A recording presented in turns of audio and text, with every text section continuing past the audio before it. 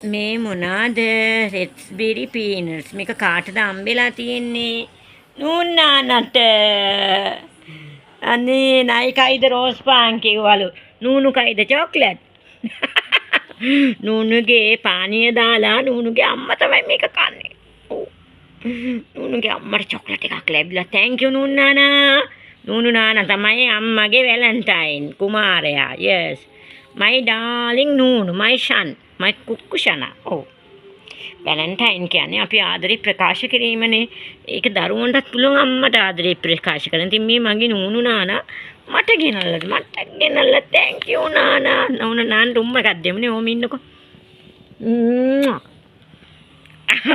නූනු surprise කිස් එකක් ලැබුණා අම්මගෙන් ඊ මොකද උනේ මොකද උනේ අම්මා ඉතින් ඔයාලට දවසට කීපාරක් උම්මා දෙනවදානේ ඕනේ ඔයාට තමයි දෙන්නේ. ඉතින් ඔයා තමයි ඉතින් අම්මගේ ආදරේ. එයාත් දන්නවා අම්මගේ ආදරේ කියලා. නැට්ට වැන්නලා පිණි ගන්න. නෝනු කෝ නැට්ට වැන්නලා පිණි ගන්න අම්මගේ ආදරේ කියලා.